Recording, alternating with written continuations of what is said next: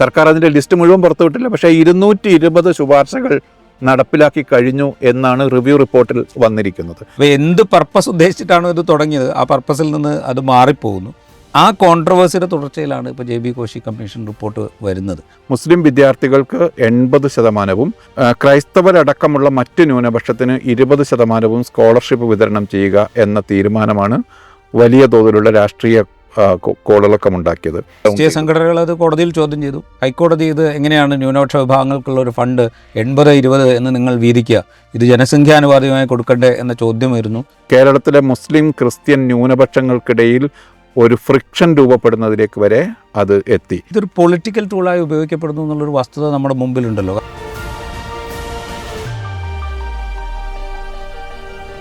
സ്വാഗതം join the സ്റ്റോറിയിലേക്ക്. ന്യൂനപക്ഷ ക്ഷേമ ഫണ്ടുകൾ ഏത് വിധത്തിലാണ് വിതരണം ചെയ്യേണ്ടത് എന്നതിനെക്കുറിച്ച് പഠിക്കാൻ 2021 LDF സർക്കാർ നിയോഗിച്ച ജസ്റ്റിസ് JB കോശി കമ്മിറ്റിയുടെ റിപ്പോർട്ട് 2023 റിപ്പോർട്ട് സബ്മിറ്റ് ചെയ്യപ്പെട്ടു. ആ റിപ്പോർട്ട് ഇക്കഴിഞ്ഞ ദിവസം ഇന്നലെ ചേർന്ന മന്ത്രിസഭായോഗം തത്വത്തിൽ അംഗീകരിച്ചുകൊണ്ട് അത് പരസ്യപ്പെടുത്താൻ തീരുമാനിച്ചിരിക്കുന്നു. ന്യൂനപക്ഷ ക്ഷേമ ഫണ്ടുകളുടെ വിനിയോഗം ഭരണഘടനാനുസൃതമായും നിയമപരമായും എങ്ങനെ നിർവഹിക്കണം എന്നുള്ളതായിരുന്നു കമ്മിറ്റിക്ക് മുമ്പിലുണ്ടായിരുന്ന ഏറ്റവും പ്രധാനപ്പെട്ട ചോദ്യങ്ങളിൽ ഒന്ന്. രണ്ടാമത് കമ്മിറ്റി പരിഗണിച്ചത് ഈ ക്ഷേമ ഫണ്ടുകളുടെ വിതരണം ജനസംഖ്യാനുപാതികമായി വേണോ അതോ ഓരോ വിഭാഗത്തിൻ്റെയും പിന്നോക്കാവസ്ഥ സവിശേഷമായി പരിഗണിച്ച് അത് പരിഹരിക്കാൻ പാകത്തിൽ ഉപയോഗപ്പെടുത്തണമോ എന്നതായിരുന്നു. ഇതിലൊക്കെ എന്ത് ശുപാർശകളാണ് കമ്മിറ്റി കൊടുത്തിരിക്കുന്നത് എന്നുള്ളത് കമ്മിറ്റി റിപ്പോർട്ടിൻ്റെ പൂർണ്ണരൂപം പുറത്തു വരുമ്പോൾ മാത്രമാണ് നമുക്ക് മുന്നിൽ എത്തുക. എന്നാൽ ആ റിപ്പോർട്ട് തത്വത്തിൽ അംഗീകരിക്കാനും ആ റിപ്പോർട്ടിൻ്റെ അടിസ്ഥാനത്തിൽ ചില ചട്ടങ്ങളിൽ ഭേദഗതി വരുത്തിക്കൊണ്ടുമുള്ള തീരുമാനം ഇന്നലെ മന്ത്രിസഭായോഗത്തിലുണ്ടായി. പ്രത്യക്ഷത്തിൽ ഒരു ചെറിയ സംഗതിയാണ് എന്ന് തോന്നാമെങ്കിലും രാഷ്ട്രീയമായി ഇതിന് പ്രാധാന്യം ഏറെയാണ്. ഇതേക്കുറിച്ചാണ് നമ്മൾ ഇന്ന് സംസാരിക്കുന്നത്. ബഷീർ, ഈ JB കോശി കമ്മിറ്റി റിപ്പോർട്ട് ഒരു കാലത്ത് വലിയ തോതിൽ ഡിസ്കസ് ചെയ്യപ്പെട്ടതാണ് കേരളത്തിൽ. ഇരു ന്യൂനപക്ഷ സമുദായങ്ങൾക്കിടയിൽ വലിയ സംവാദങ്ങൾക്ക് വഴിവെച്ചതുമാണ്. ഇപ്പോൾ അത് തത്വത്തിൽ അംഗീകരിക്കാനും പൂർണ്ണമായും പ്രസിദ്ധീകരിക്കാനും കമ്മിറ്റി റിപ്പോർട്ടിൻ്റെ അടിസ്ഥാനത്തിൽ ചില തീരുമാനങ്ങൾ എടുക്കാനും സർക്കാർ പെട്ടെന്ന് തീരുമാനിക്കുന്നതിൻ്റെ രാഷ്ട്രീയം എന്താണ്? രാഷ്ട്രീയം ഒരുപക്ഷെ തെരഞ്ഞെടുപ്പ് തന്നെയായിരിക്കണം. ഏതാണ്ട് ഒരു 20ഓളം മണ്ഡലങ്ങളിൽ സ്വാധീനമുണ്ടാക്കാൻ കഴിയുന്ന അത്രയും വലിയൊരു ജനവിഭാഗത്തെ ബാധിക്കുന്നതാണ് ഈ ജസ്റ്റിസ് JB കോശി കമ്മിറ്റിയിലെ റിപ്പോർട്ടിലെ ശുപാർശകൾ, അല്ലെങ്കിൽ അതിൻ്റെ ഉള്ളടക്കം, അതല്ലെങ്കിൽ അത് അന്വേഷണത്തിനെടുത്ത വിഷയങ്ങൾ. ഞാൻ അതിനെ മനസ്സിലാക്കിയത് കേരളത്തിലെ ക്രൈസ്തവ സമൂഹത്തിൻ്റെ സാമൂഹിക സാമ്പത്തിക പിന്നോക്കാവസ്ഥ സംബന്ധിച്ച ഒരു പഠനം കൂടിയായിട്ടാണ് ജസ്റ്റിസ് അതുകൂടെ ആ കമ്മിറ്റിയുടെ ഭാഗമായിരുന്നു എന്നാണ്. യഥാർത്ഥത്തിൽ ഇന്ത്യയിൽ ഇതിനു മുമ്പ് വന്ന ഏറ്റവും വലിയ ഒരു ന്യൂനപക്ഷ അഭിവൃദ്ധി സംബന്ധിച്ച, അവരുടെ സാമൂഹിക അഭിവൃദ്ധി സംബന്ധിച്ച ഒരു പഠന റിപ്പോർട്ടിൻ്റെ അതിൻ്റെ തുടർച്ചയായി വന്നതാണിത്. അതിൻ്റെ തുടർന്നുണ്ടായ ഒരു കോൺട്രവേഴ്സിയിൽ നിന്നാണ് യഥാർത്ഥത്തിൽ ജസ്റ്റിസ് കോശി കമ്മിറ്റി വരുന്നത്. മൻമോഹൻ സിംഗിൻ്റെ കാലത്ത് വന്ന രജീന്ദർ സച്ചാർ കമ്മിറ്റി റിപ്പോർട്ടിൻ്റെയും അതിലെ ശുപാർശകൾ കേരളത്തിൽ നടപ്പിലാക്കുന്നതിനുള്ള പ്രത്യേക നിർദ്ദേശങ്ങൾ നൽകാൻ VS അച്യുതാനന്ദൻ്റെ കാലത്ത് നിയോഗിക്കപ്പെട്ട പാലളി മുഹമ്മദ് കുട്ടി കമ്മിറ്റിയുടെയും യഥാർത്ഥത്തിൽ അതിൻ്റെ ഒരു റിസൾട്ട് കൂടിയാണ് ജസ്റ്റിസ് കോശി കമ്മിറ്റി എന്ന് പറയാം.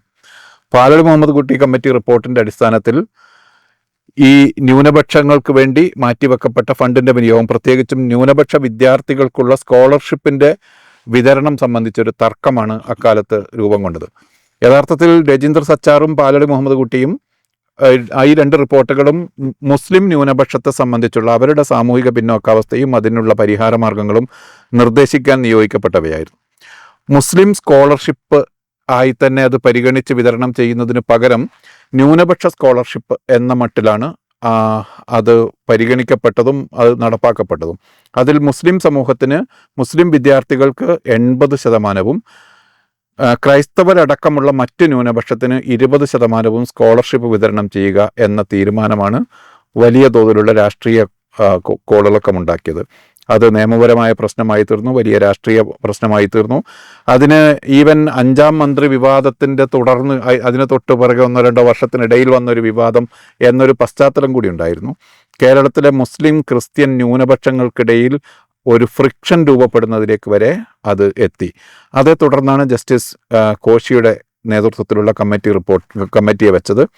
ആ കമ്മിറ്റിയുടെ ഒരു പ്രത്യേകത നമ്മൾ മനസ്സിലാക്കുന്നതനുസരിച്ച് 300-ലധികം റെക്കമെൻഡേഷൻസിനും 320-ലധികം റെക്കമെൻഡേഷൻസ്, അതോ 200 ഈ നേരിട്ടുള്ള റെക്കമെൻഡേഷനും ഉപരി റെക്കമെൻഡേഷനും ഉൾപ്പെടെ അത്രയും റെക്കമെൻഡേഷൻസ് ഉണ്ട്. അതിൽ 220 ഞങ്ങൾ നടപ്പാക്കി കഴിഞ്ഞു എന്ന് കഴിഞ്ഞ ജനുവരിയിൽ മുഖ്യമന്ത്രി പറയുകയും ചെയ്തു. അതായത് റിപ്പോർട്ട് പബ്ലിഷ് ചെയ്തിട്ടില്ല.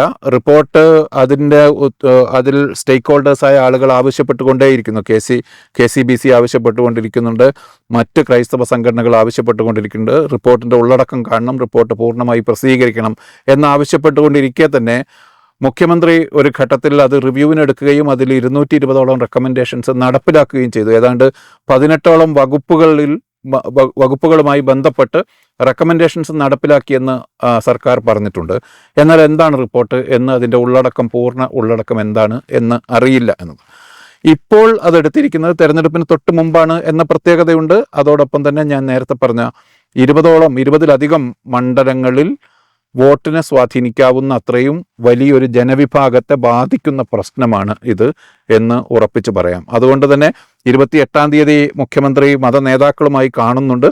ആ കൂടിക്കാഴ്ചയുടെ മുന്നോടിയായിട്ടാണ് ഇപ്പോൾ തത്വത്തിൽ റിപ്പോർട്ട് അംഗീകരിക്കാനും അത് ഭാവിയിൽ പ്രസിദ്ധപ്പെടുത്താനും ഇപ്പോൾ സർക്കാർ തീരുമാനിച്ചിരിക്കുന്നത്. 28-ാം തീയതി മതനേതാക്കളുമായി കാണുന്നു എന്ന് പറയുമ്പോൾ ക്രിസ്തീയ സഭാ നേതാക്കളുമായിട്ടാണ് മുഖ്യമന്ത്രി 28-ന് കൂടിക്കാഴ്ച വെച്ചിരിക്കുന്നത്. അതിന് തൊട്ടു മുമ്പാണ് മന്ത്രിസഭ ചേർന്നത് തത്വത്തിൽ അംഗീകരിച്ച് പുറത്തുവിടാൻ തീരുമാനിക്കും. ഇതിലൊരു ഒരു കോൺട്രഡിക്ഷൻ എന്ന് പറയുന്നത്, ഈ 2005-ലാണ് രജീന്ദ്ര സച്ചാർ കമ്മിറ്റിയെ അന്നത്തെ UPA സർക്കാർ, ഡോക്ടർ മൻമോഹൻ സിംഗിൻ്റെ നേതൃത്വത്തിലുള്ള UPA സർക്കാർ നിയോഗിക്കുന്നത്.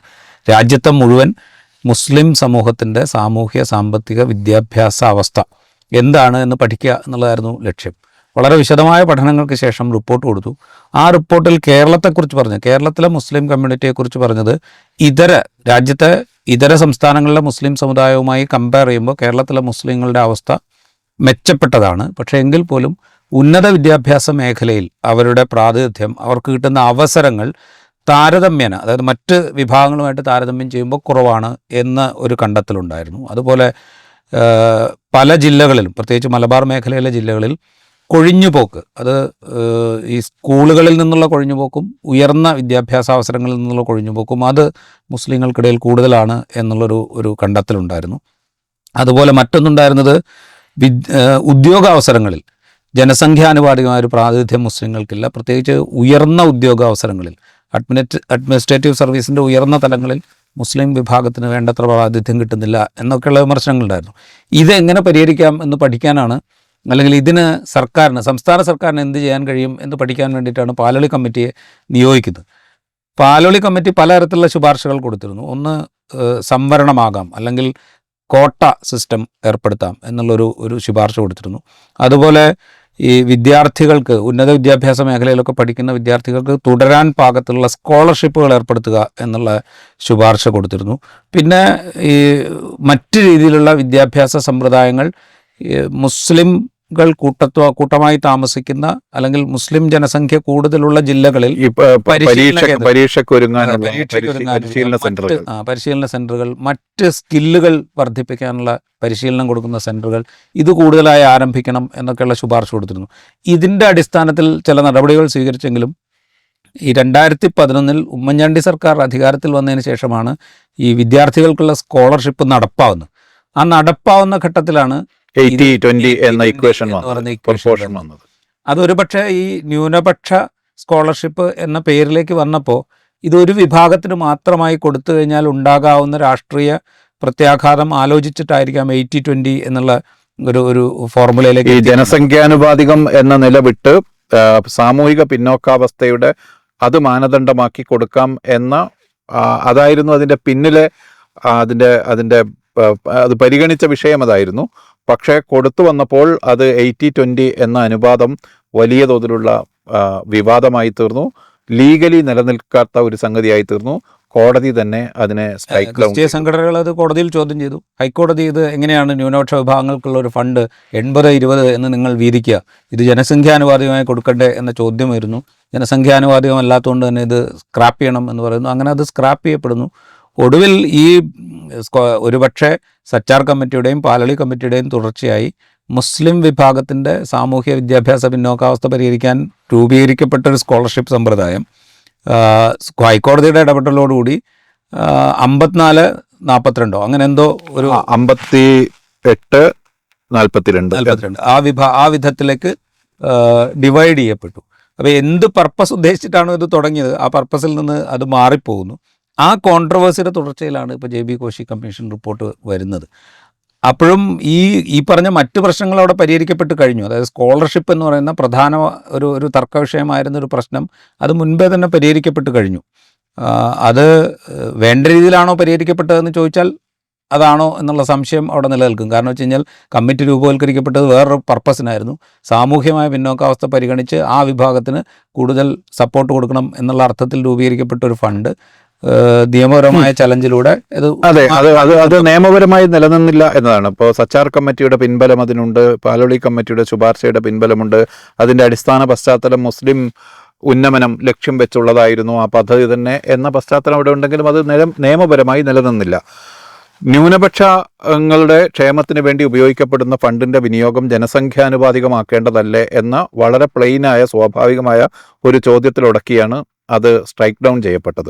പക്ഷേ അതിൻ്റെ പോസിറ്റീവ് ഇഫക്റ്റാണ് യഥാർത്ഥത്തിൽ ജസ്റ്റിസ് കോശി കമ്മിറ്റി റിപ്പോർട്ട്. കാരണം കേരളത്തിലെ മുസ്ലിം സമൂഹത്തിൻ്റെ പിന്നോക്കാവസ്ഥ അല്ലെങ്കിൽ ന്യൂനപക്ഷ സമൂഹങ്ങളിൽ മുസ്ലിങ്ങളുടെ പിന്നോക്കാവസ്ഥയും അതുമായി ബന്ധപ്പെട്ട പ്രശ്നങ്ങളോട് മാറ്റിവെച്ചാൽ ക്രൈസ്തവ സമൂഹത്തിനൊരു പിന്നോക്കാവസ്ഥ അവരെ വന്നു മൂടുന്നത് നമ്മൾ കാണുന്നുണ്ട്.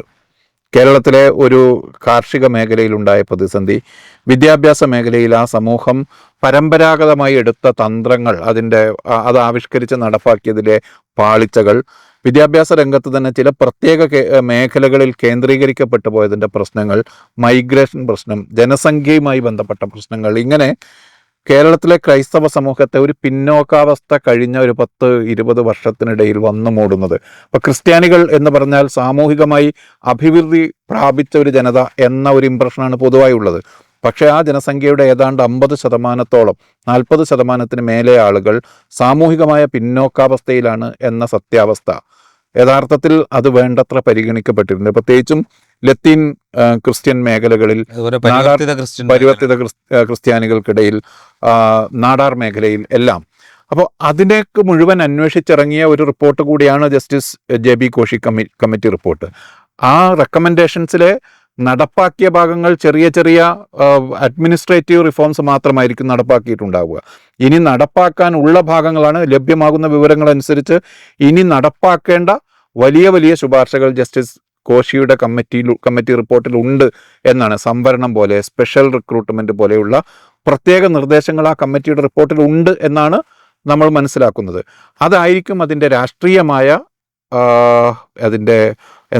അതിൻ്റെ റിസൾട്ട് എന്നാണ് ഊഹിക്കേണ്ടത്.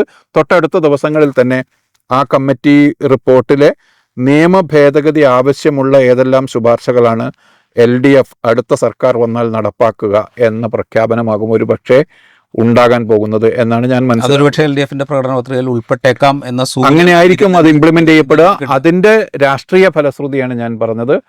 ഇപ്പോൾ എറണാകുളം, ആലപ്പുഴ, കൊല്ലം തീരദേശ മേഖലകളിലെ ലത്തീൻ ക്രിസ്ത്യാനികൾക്കിടയിൽ, തിരുവനന്തപുരം ജില്ലയിലെ തെക്കുള്ള നാടാർ ക്രൈസ്തവ വിഭാഗത്തിനിടയിൽ, കോട്ടയം, എറണാകുളം ജില്ലകളിലായി വ്യാപിച്ചു കിടക്കുന്ന പരിവർത്തിത ക്രൈസ്തവ സമൂഹത്തിനിടയിൽ, ഇങ്ങനെ എല്ലാം കൂടി നോക്കിയാൽ ഒരു 20-ലധികം നിയമസഭാ മണ്ഡലങ്ങളിൽ വോട്ടിനെ ചെറിയ തോതിലോ അല്പം കാര്യമായ തോതിലോ സ്വാധീനിക്കാവുന്ന ഒരു വലിയ ഒരു ചങ്ക ഓഫ് പോപ്പുലേഷനാണത്.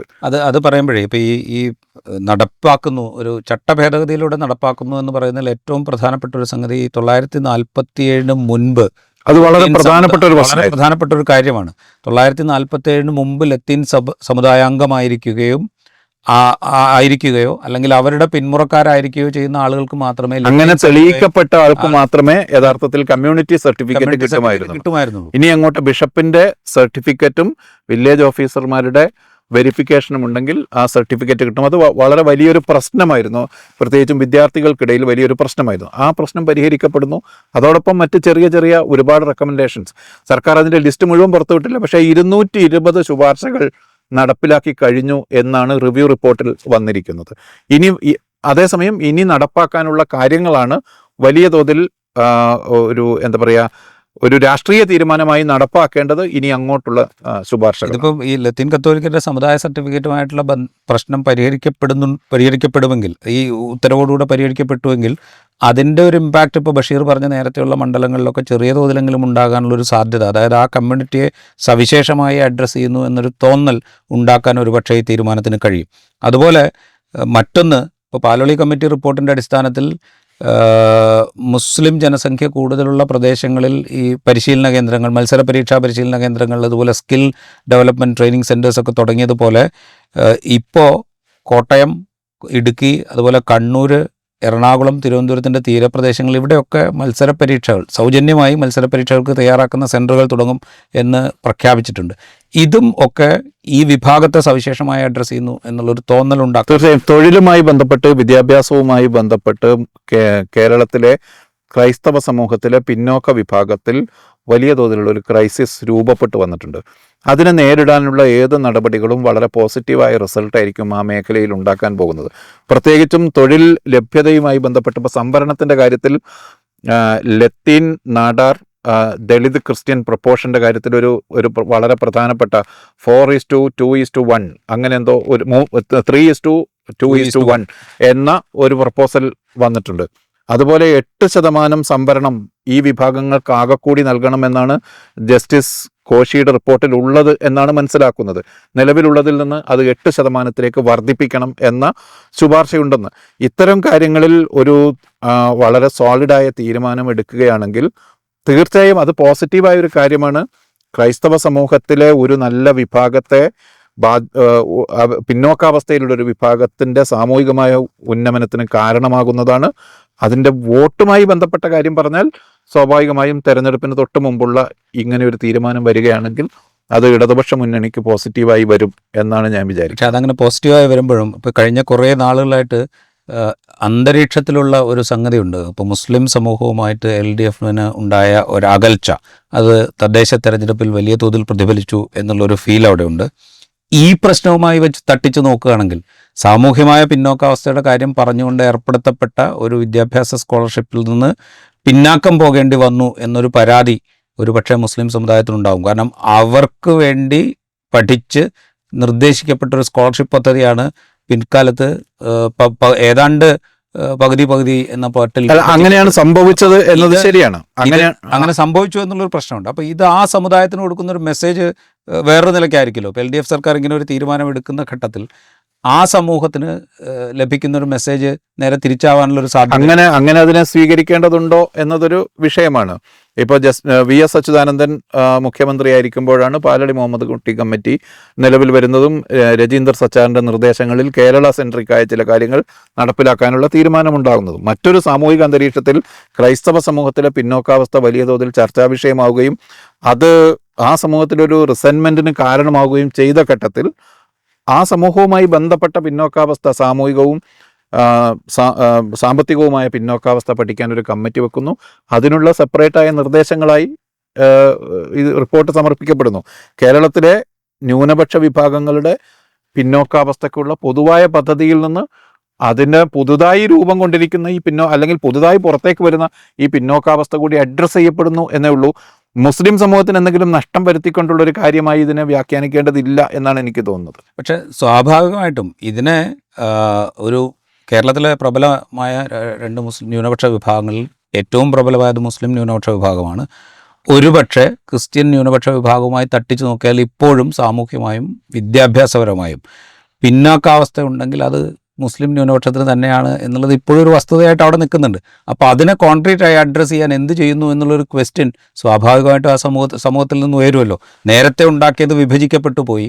ഞങ്ങൾക്ക് സവിശേഷമായി എന്താണ് ഞങ്ങളുടെ പിന്നോക്കാവസ്ഥ പരിഹരിക്കാൻ നിങ്ങൾ മുന്നോട്ട് വയ്ക്കുന്നത് എന്നുള്ളൊരു ക്വസ്റ്റ്യൻ സ്വാഭാവികമായിട്ട് വരുള്ളൂ. സവിശേഷമായി എന്ത്, പ്രത്യേകിച്ചും സാമുദായിക രാഷ്ട്രീയ സംഘടനകളുടെ ഭാഗത്തു നിന്നൊക്കെ അത്തരം ആശങ്കകൾ വരാം. എല്ലാം വിഭജിക്കപ്പെട്ടു പോവുകയാണ് എന്ന അത് വരാം. പക്ഷേ ഇതൊരു സത്യാവസ്ഥയാണ്. ഇപ്പോൾ ക്രൈസ്തവ സമൂഹത്തിലെ ഒരു 30-40% ആളുകൾ, നമ്മൾ ക്രിസ്ത്യാനികൾ എന്ന് പറയുമ്പോൾ സാമൂഹികമായും സാമ്പത്തികമായും വിദ്യാഭ്യാസപരമായും പ്രോഗ്രസീവായ അഭിവൃദ്ധി പ്രാപിച്ച ഒരു ജനത എന്നാണ് പൊതുവായുള്ളൊരു ഇംപ്രഷൻ. പക്ഷേ കേരളത്തിലെ ക്രൈസ്തവ സമൂഹത്തെ നമ്മൾ വിഭജിച്ചെടുത്താൽ, വളരെ സൂക്ഷ്മമായി പരിശോധിച്ചാൽ, ലത്തീൻ ക്രിസ്ത്യാനികൾക്കിടയിൽ, പരിവർത്തിത ക്രൈസ്തവർക്കിടയിൽ, നാടാർ ക്രിസ്ത്യാനികൾക്കിടയിൽ, ഈ മത്സ്യബന്ധനവുമായി ബന്ധപ്പെട്ട് നിൽക്കുന്ന ലത്തീൻകാരല്ലാത്ത ക്രിസ്ത്യാനികളുണ്ട്. ഈ വിഭാഗത്തിനിടയിലെല്ലാം വലിയ തോതിലുള്ളൊരു പിന്നോക്കാവസ്ഥയുണ്ട്. ആ പിന്നോക്കാവസ്ഥയെ അഭിമുഖീകരിക്കാനും പരിഹരിക്കാനുമുള്ള ഒരു എഫർട്ടായി ഇതിനെ കണ്ടാൽ മതി എന്നാണ് എനിക്ക് തോന്നുന്നത്. പക്ഷേ ആ എഫർട്ടായി കാണുമ്പോൾ പോലും അവിടെ ഒരു പ്രശ്നമുണ്ടെന്ന് എനിക്ക് തോന്നുന്നു. ന്യൂനപക്ഷങ്ങൾക്കിടയിൽ ഒരു ഫ്രിക്ഷൻ ഇതിന്റെ ഒരു തുടക്കത്തിൽ ഉണ്ടായിരുന്നു എന്നത് ശരിയാണ്. അത് 80-20 എന്ന പ്രൊപ്പോർഷനുമായി ബന്ധപ്പെട്ട് ഉയർന്ന വിവാദമാണ്. കേരളത്തിൽ വലിയ തോതിൽ ഇപ്പോൾ കാസ പോലുള്ള സംഘടനകളൊക്കെ എമേർജ് ചെയ്ത് വരുന്നതിന് പോലും യഥാർത്ഥത്തിൽ അത്തരം അന്തരീക്ഷം കാരണമായിട്ടുണ്ട്. പക്ഷേ ഇതിന് വേറെ തന്നെ ക്രൈസ്തവ സമൂഹത്തിൻ്റെ പിന്നോക്കാവസ്ഥയെ തീർച്ചയായും സവിശേഷമായി അഭിമുഖീകരിക്കേണ്ട ഒരു കാര്യമാണ് എന്നതാണ് യഥാർത്ഥത്തിലുള്ള അവസ്ഥ അതാണ് എന്നാണ് ഞാൻ മനസ്സിലാക്കുന്നത്. ഞാൻ പറയുന്നത് ഇപ്പോൾ ഇതൊരു പൊളിറ്റിക്കൽ ടൂളായി ഉപയോഗിക്കപ്പെടുന്നു എന്നുള്ളൊരു വസ്തുത നമ്മുടെ മുമ്പിലുണ്ടല്ലോ. കാരണം ഇപ്പോൾ 2023 ഈ റിപ്പോർട്ട് സമർപ്പിക്കപ്പെടുന്നു. കഴിഞ്ഞ ജനുവരിയിൽ മുഖ്യമന്ത്രി പറയുന്നു ഇതിൽ 220 ശുപാർശകൾ നടപ്പാക്കി കഴിഞ്ഞു എന്ന്. ഇത് 2023 തന്നെ ഈ റിപ്പോർട്ട് ജനങ്ങൾക്ക് മുമ്പാകെ വയ്ക്കാം. ഇതാണ് കമ്മിറ്റി റിപ്പോർട്ട് എന്ന് പറയാം. അതിലേതൊക്കെയാണ് ഞങ്ങൾക്ക് നടപ്പാക്കാൻ കഴിയുക എന്ന് പറയാം. മറ്റ് നിയമ ഭേദഗതി വേണ്ട കാര്യങ്ങളെക്കുറിച്ച് കുറെ കൂടെ തുറന്ന ചർച്ചകൾ നടത്താം. ഇതിനൊക്കെ സാധ്യതകളുണ്ടായിരുന്നു. ക്രൈസ്തവ സംഘടനകൾ ആവശ്യപ്പെട്ടുകൊണ്ടിരുന്നത് അതാണ്. നിരന്തരമായ ആവശ്യം ഉന്നയിച്ച് വലിയ തോതിലുള്ള സമ്മർദ്ദം അവരതിനു വേണ്ടി ചെലുത്തിയിരുന്നു. ദീപികയുടെ ഒക്കെ എത്രയോ എഡിറ്റോറിയൽ അതുമായി ബന്ധപ്പെട്ട് വന്നിട്ടുണ്ട്. ആ കാര്യത്തിലൊരു അത് പിടിച്ചു വച്ചിരിക്കുകയായിരുന്നു. പ്രത്യേകിച്ചും അത് എന്തുകൊണ്ട് പ്രസിദ്ധീകരിക്കാൻ ഉദ്ദേശിച്ച് തന്നെ നിയോഗിക്കപ്പെട്ട ഒരു കമ്മിറ്റിയാണല്ലോ. അതെന്തുകൊണ്ട് പ്രസിദ്ധീകരിക്കുന്നതിന് മുമ്പ് ഇങ്ങനെ വകുപ്പ് തലത്തിൽ നടപടികൾ എടുത്തു എന്ന് പറയുന്നത് തന്നെ വിമർശിക്കപ്പെട്ടിട്ടുണ്ട്. അല്ല, അതാണ് ഞാൻ ചോദിക്കുന്നത്. അപ്പോൾ എന്തുകൊണ്ടാണ് അതൊരു പബ്ലിക് ഡോക്യുമെൻ്റായി നേരത്തെ തന്നെ പുറത്തുവിട്ട് അതിൽ നടപ്പാക്കാൻ കഴിയാവുന്ന കാര്യങ്ങൾ പറഞ്ഞ് ബാക്കിയുള്ളതിനെക്കുറിച്ച് വിശാലമായ ചർച്ചകൾ നടത്തി അങ്ങനെയാകുമ്പോൾ എല്ലാ വിഭാഗങ്ങൾക്കും കുറെ കൂടെ ഒരു ആത്മവിശ്വാസം ജനിപ്പിക്കുന്ന വിധത്തിൽ ഈ കമ്മിറ്റി റിപ്പോർട്ടിൻ്റെ നടപ്പാക്കാൻ കഴിയാവുന്ന ഭാഗങ്ങൾ നടപ്പാക്കാമായിരുന്നു. ഇപ്പോൾ സംഭവിക്കുന്നത് ഈ ഇലക്ഷന് തൊട്ട് മുമ്പ് ഇത് അംഗീകരിച്ചുകൊണ്ട് ഞങ്ങൾ പരസ്യപ്പെടുത്തും എന്ന് പറയുന്നു. അതിലെ ചില കാര്യങ്ങൾ ഇപ്പോൾ തീരുമാനമെടുക്കുന്നു, കുറേ കാര്യങ്ങൾ ഞങ്ങൾ നടപ്പാക്കി എന്ന് പറയുന്നു. ഇത് പറയുമ്പോൾ സ്വാഭാവികമായിട്ടും ഇലക്ഷനിൽ ഈ ക്രൈസ്തവ വിഭാഗത്തെ സവിശേഷമായി അഡ്രസ്സ് ചെയ്യാനായിട്ട് LDF ഒരു ശ്രമം നടത്തുന്നു, അല്ലെങ്കിൽ സർക്കാർ ഒരു ശ്രമം നടത്തുന്നു എന്ന പ്രതീതിയാണല്ലോ സൃഷ്ടിക്കുന്നത്. തീർച്ചയായും ഈ പ്രതീതി അപ്പുറത്തുള്ളൊരു സമൂഹത്തിന് ഒരു പക്ഷേ അപ്പീസ്മെൻ്റായി തോന്നാനുള്ളൊരു സാധ്യത അവിടെ ഉണ്ടല്ലോ. അപ്പോൾ ഇത് ഭയങ്കരമായി വീണ്ടും ഡിവിഷൻ ഉണ്ടാക്കാൻ പാകത്തിലേക്കുള്ള ഒരു സംഗതിയായിട്ട് മാറുക എന്നുള്ളതിൽ സ്വാഭാവികമായി സംഭവിക്കുക. ഈ പറയുന്ന പിന്നാക്കാവസ്ഥയും ക്രിസ്ത്യൻ വിഭാഗത്തിൻ്റെ പിന്നാക്കാവസ്ഥ, ആ വിഭാഗത്തിൽപ്പെടുന്ന വിവിധ വിഭാഗങ്ങളുടെ പിന്നാക്കാവസ്ഥ, അത് പരിഹരിക്കപ്പെടുക തന്നെ വേണം. പക്ഷേ അതിനുള്ള മാർഗം അതിനെ ഒരു പൊളിറ്റിക്കൽ ടൂളായി ഉപയോഗിക്കലല്ലോ. ഇപ്പോൾ സത്യം പറഞ്ഞു കഴിഞ്ഞാൽ ഈ ലാസ്റ്റ് മൊമെൻറ്റിൽ ഇന്നിപ്പോൾ പ്രതിപക്ഷ നേതാവ് ചോദിച്ചത് അതാണല്ലോ, എന്തിനാണ് നിങ്ങൾ 2023 കിട്ടിയ റിപ്പോർട്ട് ഇതുവരെ പൂഴ്ത്തിവെച്ചത് അല്ലെങ്കിൽ ഇതുവരെ മറച്ചു വെച്ചത്? ഇപ്പം എന്തിനാണ് ഇത് നടപ്പാക്കാൻ എടുക്കുന്നത്? അവർക്കിത് കോൺഗ്രസിനോ UDF ഇതിനെ എതിർക്കാൻ സാധിക്കില്ല. കാരണം വെച്ച് കഴിഞ്ഞാൽ അവരുടെ കൂടെ BJP പോലും ഇപ്പോഴത്തെ ഘട്ടത്തിൽ ഇതിനെ എതിർക്കാൻ സാധിക്കില്ല, ആർക്കും എതിർക്കാൻ സാധിക്കില്ല. അപ്പം എന്ന് വെച്ചാൽ ഇതൊരു സ്പെസിഫിക് പൊളിറ്റിക്കൽ ടൂളായി ഉപയോഗിക്കാൻ തീരുമാനമെടുത്ത് ചെയ്യുന്നു എന്ന തോന്നലല്ലേ സത്യം പറഞ്ഞാൽ? പലർക്കും പല കാരണങ്ങളാൽ ഇതിനെ ഇപ്പോൾ എതിർക്കാൻ സാധിക്കില്ല എന്നതാണ് ഇതിലെ പൊളിറ്റിക്കൽ സ്ട്രാറ്റജി എന്ന് പറയുന്നത്. പിണറായി വിജയന്റെ സോഷ്യൽ എഞ്ചിനീയറിംഗ് പരിശോധിച്ചാൽ അതിലൊരു മൈക്രോ മാനേജ്മെന്റ് സ്വഭാവം നമുക്ക് കാണാം.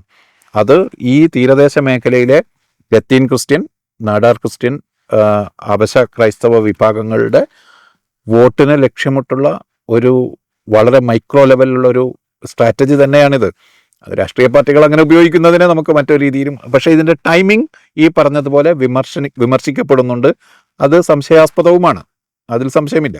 റൈറ്റ്. എന്തായാലും ജസ്റ്റിസ് JB കോശി കമ്മിറ്റിയുടെ റിപ്പോർട്ടിന്മേൽ സർക്കാർ എടുത്ത തീരുമാനത്തെ പ്രത്യക്ഷത്തിൽ എതിർക്കാൻ UDFനോ BJPക്കോ സാധിക്കില്ല എന്ന വസ്തുത അവിടെ ഉണ്ട്. എങ്കിൽ പോലും വരും ദിവസങ്ങളിൽ ഒരു പക്ഷേ ഇതിൻ്റെ പുറത്ത് മറ്റു രീതിയിലുള്ള അഭിപ്രായ പ്രകടനങ്ങൾ ഉണ്ടാകാനുള്ള സാധ്യത അവിടെ നിലനിൽക്കുന്നു. അങ്ങനെ ഉണ്ടാവുകയാണെങ്കിൽ JB കോശി കമ്മിറ്റി റിപ്പോർട്ടും മുൻകാലത്ത് 80-20 ഒക്കെ ചർച്ചയായ ഘട്ടത്തിൽ ഏതു വിധത്തിലാണോ അത് സംവാദം പുരോഗമിച്ചത് ആ വിധത്തിലേക്ക് വളരാനുള്ളൊരു സാധ്യത അവിടെ നിലനിൽക്കുന്നു. ആ സാധ്യതയാണ് ഇപ്പോൾ ഇത് നടപ്പാക്കാൻ തീരുമാനിക്കുമ്പോൾ LDF സർക്കാർ തുറന്നിടുന്നത് എന്നതൊരു വസ്തുതയുമാണ്. ഈ എപ്പിസോഡ് ഇവിടെ പൂർത്തിയാവുന്നു. മറ്റെപ്പിസോഡുമായി വീണ്ടും കാണാം.